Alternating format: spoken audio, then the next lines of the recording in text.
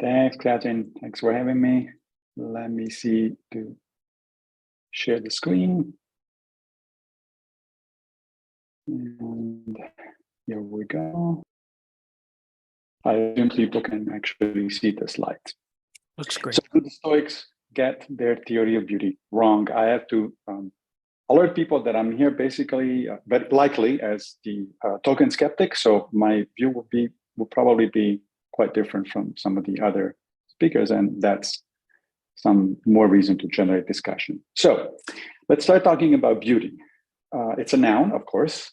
It can be defined as a combination of qualities such as shape, color, or form that pleases the aesthetic senses, especially the sight, or as a combination of qualities that pleases the intellect or moral sense. So there are at least two fairly distinct, in modern parlance, understandings of something that is beautiful. So here are some examples of beauty of the first kind, the first definition. So, Michelangelo's Pietà, a beautiful landscape, a butterfly, a painting by Caravaggio, or my favorite, Orange Lamborghini.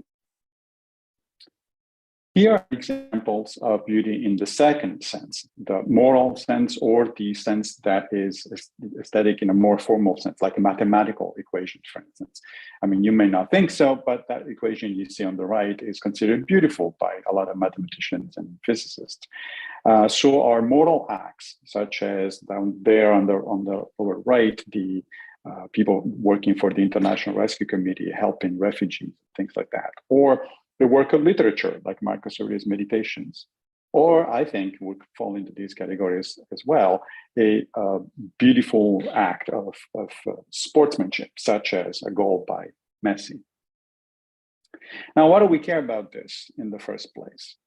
Because our sense of beauty, both in the formal and especially in the formal intellectual or moral sense, actually guides what we do. We are guided by beauty. We're attracted to beautiful things, of course, in the first sense, but also attracted to be in the more intellectual or moral sense. And therefore, it is actually a very practical concept. It's something that it does alter your perception of things and therefore how you act on things.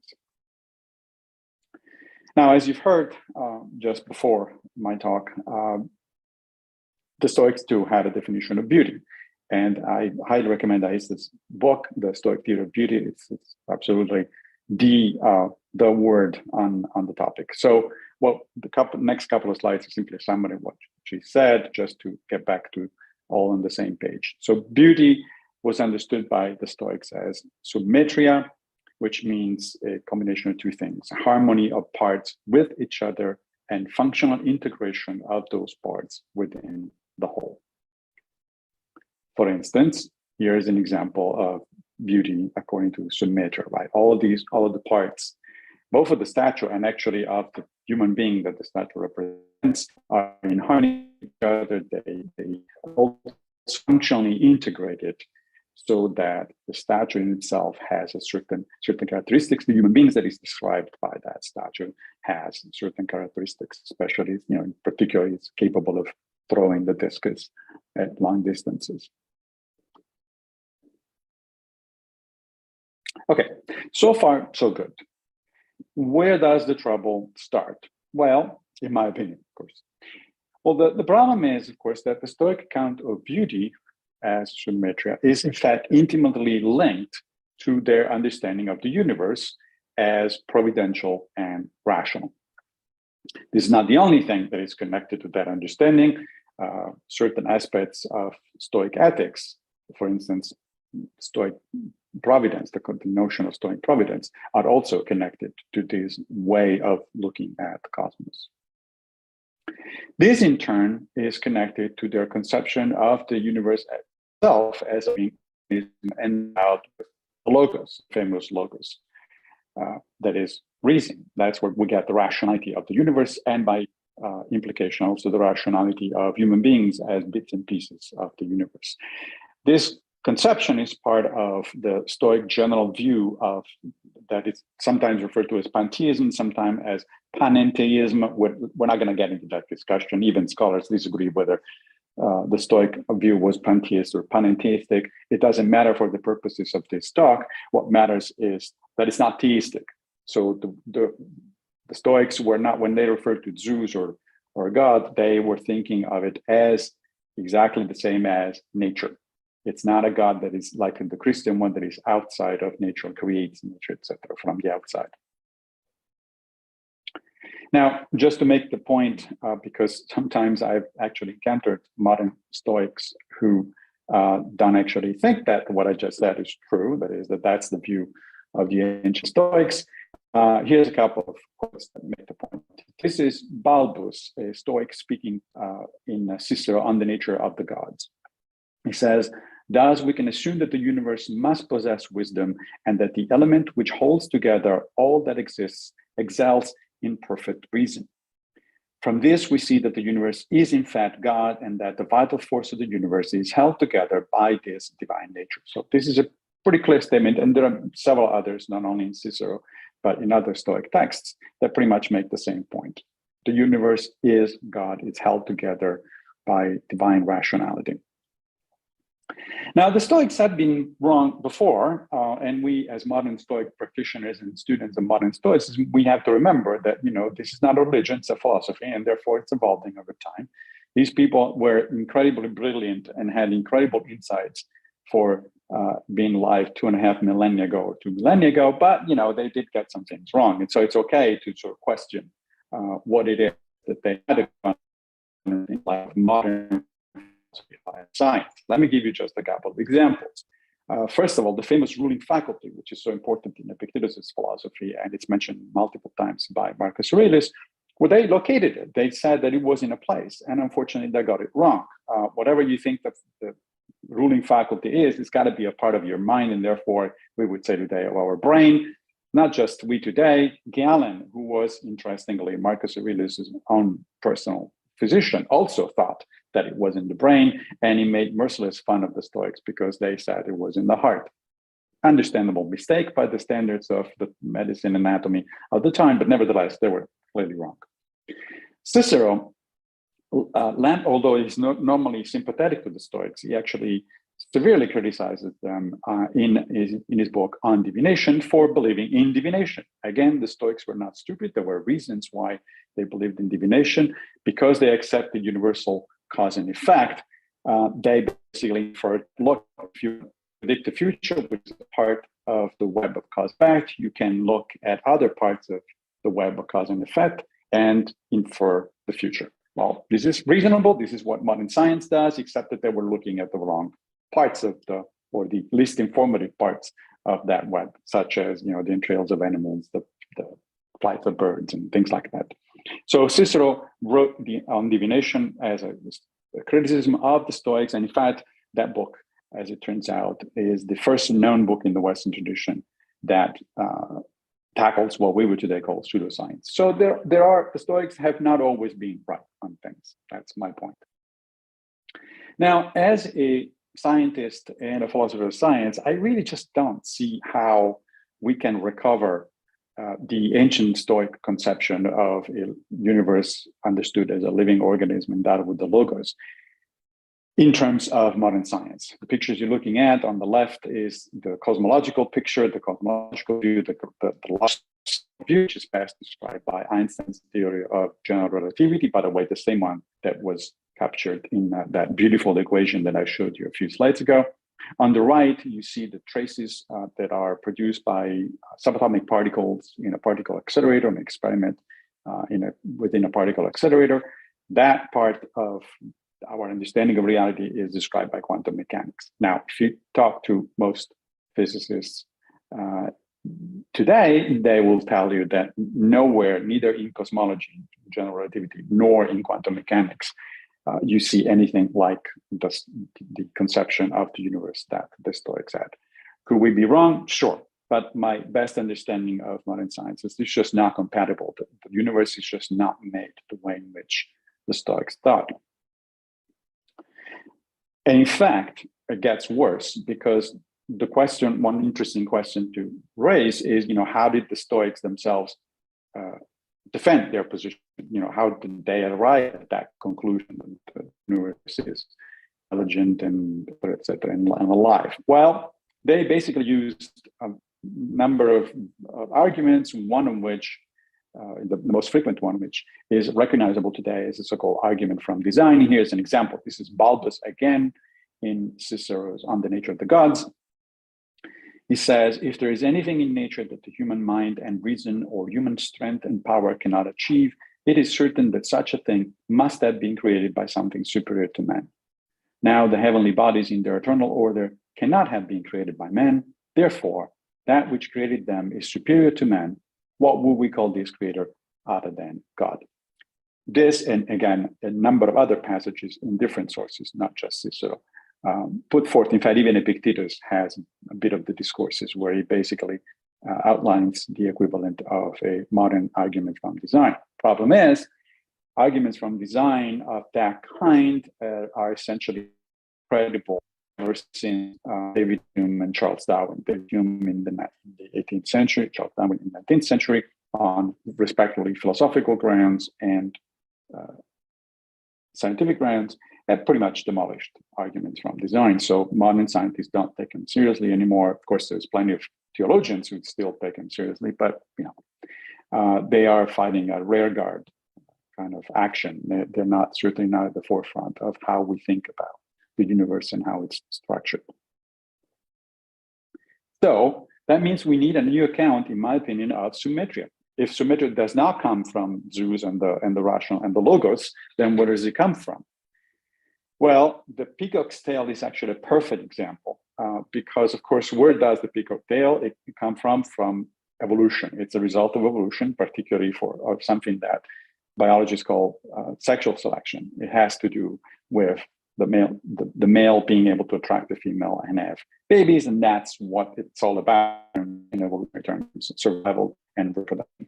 Mostly reproduction. Survival is, in fact, so that you can get to the point of reproduction. Now, there is a discipline and approach that has been proposed for a number of years by modern psychologists and evolutionary biologists called evolutionary aesthetics. And the idea here is that our sense of beauty is the result of evolution by natural selection and other means. It is therefore still a functional theory of beauty. I'd like to highlight that. Just like the Stoic one, we're still talking about beauty as being functional. And we're still explaining it in functional terms, but those terms are different. They're not cosmic. They have to do with the survival and reproduction of members of a particular species of social primates on planet Earth. What is beautiful to us is not beautiful to other living organisms, whether they're intelligent or not. And therefore, beauty is not entirely arbitrary, but it is relative to the particular species and to its own needs from a biological perspective. So to put them together, these two accounts, side by side, in the Stoic account, as you just heard before, in the talk before, the peacock was created for the beauty of its tail. That's Chrysippus, according to Plutarch. The evolutionary account is that the peacock's tail evolved in order to attract the female of the species. They're very different accounts, and my money is on the second one, not the first one. Now, again, why do we care? All of this may seem like a completely academic discussion. It's like, okay, fine, the Stoics fought this, the ancient Stoics, maybe we think we are justified in thinking differently, so what? Well, as I said at the beginning, beauty is a guide still today for human beings to decision making. And so it actually has practical consequences. And presumably here, we're interested especially in the practical consequences of things, like any good Stoic would be. So here is Aista herself. She says in her book, the equivalence of ethical and aesthetic value implies that shares the properties of the beautiful and the beautiful shares the properties of the good. For the Stoics, beauty is a property built into the world. As we said, from an evolutionary perspective, it's not a property built into the world, it's a property relative to a particular type of biological beings. Again, Aista, it is possible to draw an analogy between the Stoic use of aesthetic properties as special attributes of the good and the use of aesthetic properties by scientists as special attributes of especially apt scientific theories. When a scientist is faced with two theories with equal truth value and she prefers the one which she considers to be, for instance, the more elegant, she makes the judgment based on the theoretical virtue. This is all true. A number of scientists do that, and this connects basically the sort of formal aesthetics to the intellectual value or the moral value, if we were not talking about science, but we're talking about ethics.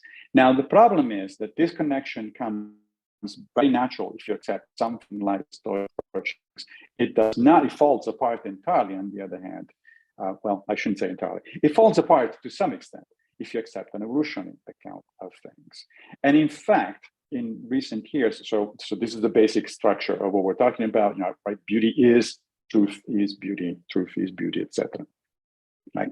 So people could be using aesthetic sense as a guide to truth, and that would be a mistake, even when scientists do it. In fact, there have been a number of books that in detail criticize this specific approach. These are just two examples. One is the one on the right is by Jim Baggott, who is a physicist. The title says it all: Farewell to Reality, How Modern Physics Has Betrayed the Research for Scientific Truth. The one on the left is by a mathematician and theoretical physicist, and it's even more explicit: Lost in Math, How Beauty Leads Physics Astray. Beauty is not, formal beauty is not a good guidance to truth. And I would argue also to ethical truth. Sometimes things that are beautiful will turn out to be, in fact, true, but some of the times that's not the case. So you cannot use it as a reliable guide. And particularly Sabine Assenfelder, the author of the book on the left, actually goes through a number of examples from the recent history of science where ugly theories turned out to be true and beautiful theories turned out to be wrong. Not only that, but it gets dangerous even at a day-to-day level of interactions between people. Forget scientists and mathematicians. This is one of a number of article papers that have come out in the psychological literature recently, and it has to do with what is sometimes called the attractiveness halo effect.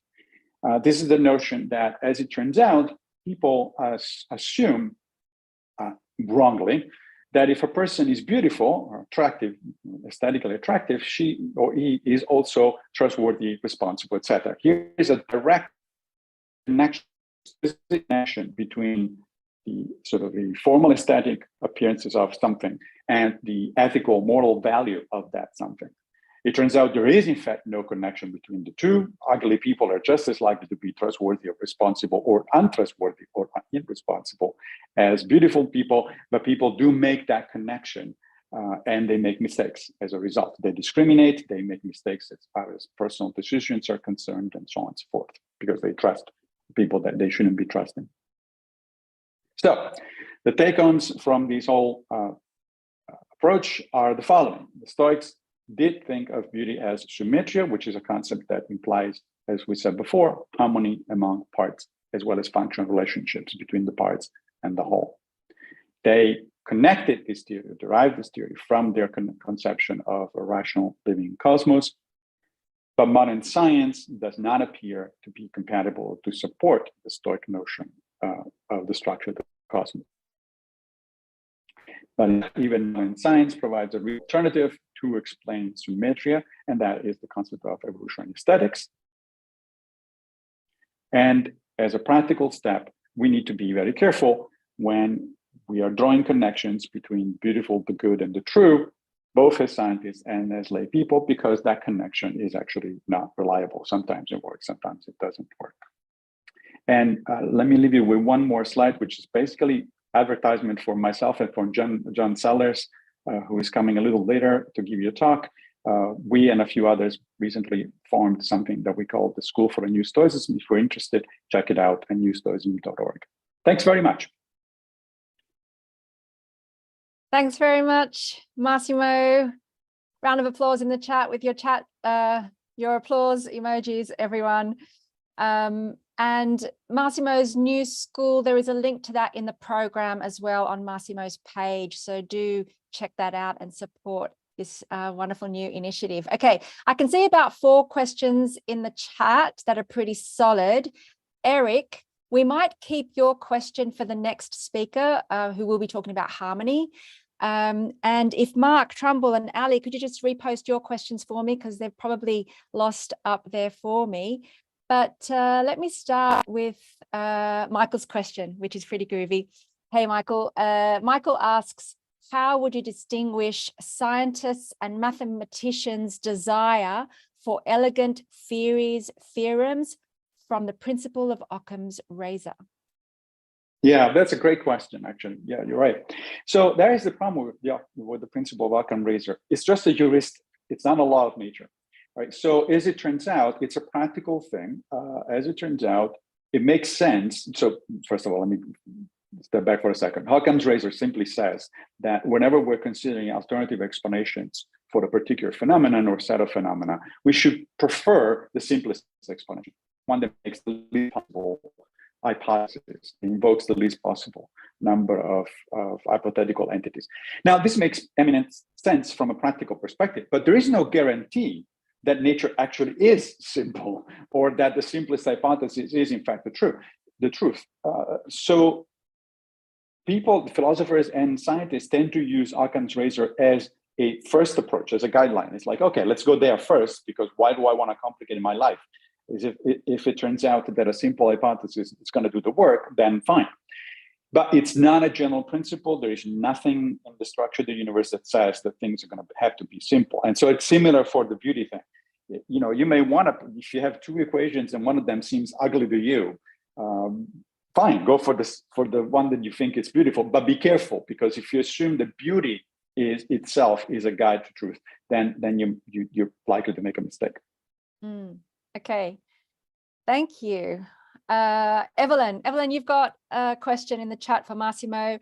Evelyn asks, how can you explain aesthetic experiences, for example, seeing beautiful nature, if beauty is only functional? Well, beauty is functional in terms of evolutionary aesthetics. Beauty is functional to survival and reproduction. And people have actually, one of the typical examples that students of evolutionary aesthetics bring up is exactly our reaction to landscapes. What kinds of landscapes do we find beautiful, and which ones we don't find beautiful, we find actually scary, for instance, or something like that. The idea is that landscapes that are calming psychologically, or that are attractive from a functional perspective because they are, for instance, calm bodies of water where you can find plenty of fish, but there are no storms, things like that. Those we find beautiful. But if we look at things, and therefore they are a guidance essentially for survival. However, I want to caution here, because when people tend to think about evolution, they think about biological evolution. And the thing about human beings is that our biological evolution, more or less a few tens of thousands of years ago, has been accompanied also by what now people refer to as cultural evolution, which works by different means. So you should not take evolutionary aesthetics as explaining every aspect of the, let's say, aesthetic experience of modern human beings, because modern human beings did not evolve in the Pleistocene. So we're talking about only very basic stuff that has to do, for instance, the fact that we find symmetrical things more attractive than asymmetrical ones. Generally speaking, that's true. And there is a very nice biological explanation for that. That is, asymmetrical human beings and asymmetrical creatures in general often are the result of developmental mistakes and mutations. So symmetry is a indication of health. But of course, if we stop there, we would never understand Picasso. Because there's nothing symmetrical there. This whole thing is about breaking symmetry, and yet people find Picasso's paintings attractive. But that's because we have now experienced tens of thousands of years of cultural evolution that tends to superimpose itself and interact with biological evolution. So I would caution from to a very simplistic analysis of evolutionary aesthetics. It's not quite simple. So interesting. Okay, let's have a look at what else we have in the chat. Okay, Mark Trumbull asked, does evolution and adapting to the environment not assume the unity of that which adapts and the whole in which it adapts to and shapes? So there's an assumption that, yeah, so does evolution and adapting to the environment not assume the unity of that which adapts and the whole in which it adapts to and shapes? Well, of course, evolution does. It's not an agent, so it doesn't assume anything. It either works or it doesn't, right? Natural selection is a natural process, so you need to think of natural selection the same way in which you would think about gravity. Let's say gravity doesn't assume anything; gravity just is, and it works in a certain way. Now, however, I understand. I think the basic structure, the basic idea behind the question. Biologists have shown pretty convincingly on empirical grounds that natural selection works in multiple levels. So it works on whole organisms, which is what Darwin thought. Darwin's idea starts out with natural selection working on entire organism. It's the entire organism that relates to its environment, and it's either adaptive or it's not.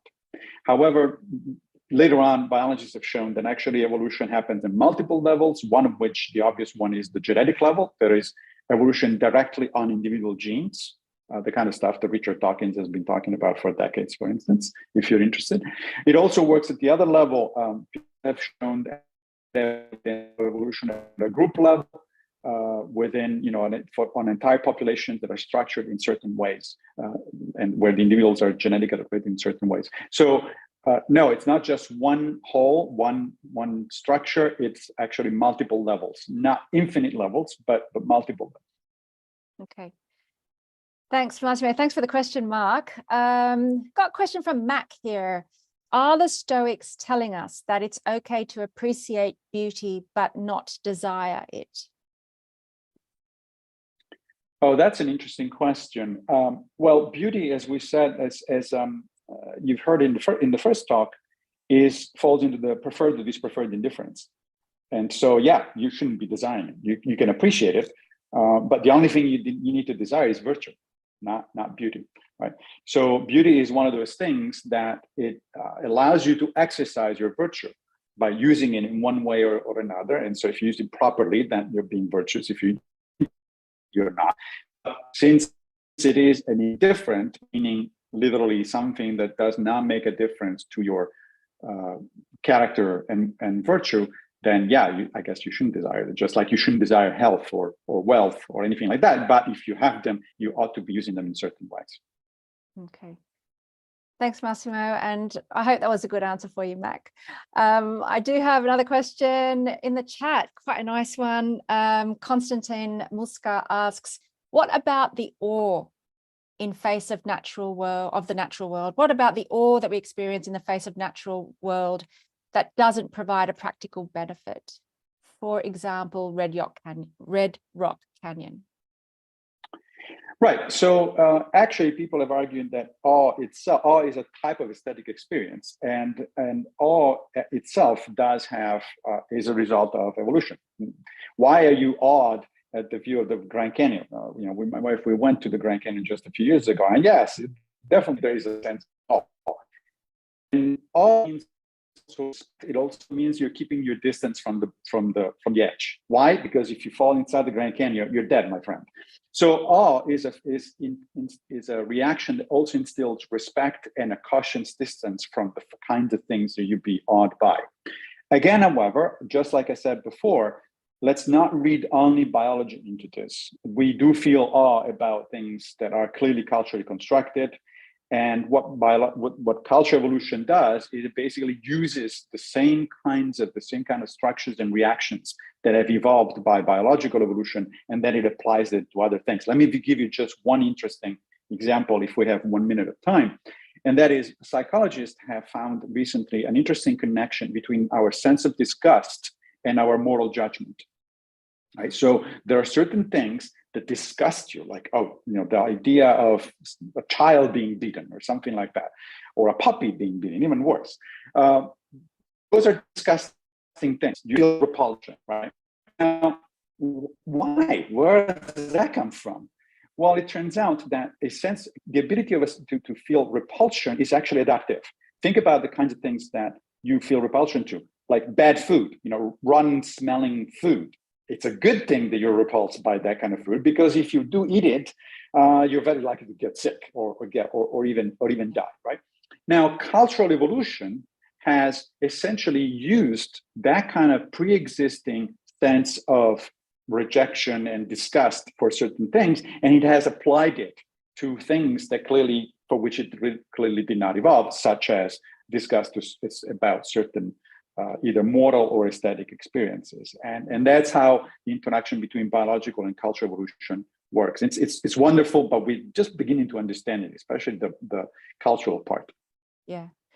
All right. Thank you so much, Massimo. Thank you, everyone, for your amazing questions in the chat. Hopefully, we'll save that chat for you because I think those questions will guide us to continue learning about this subject. Yes, a round of applause in the chat with your applause emojis. Thanks, as always, Massimo, for some interesting thoughts. And yeah, see you. Thank you.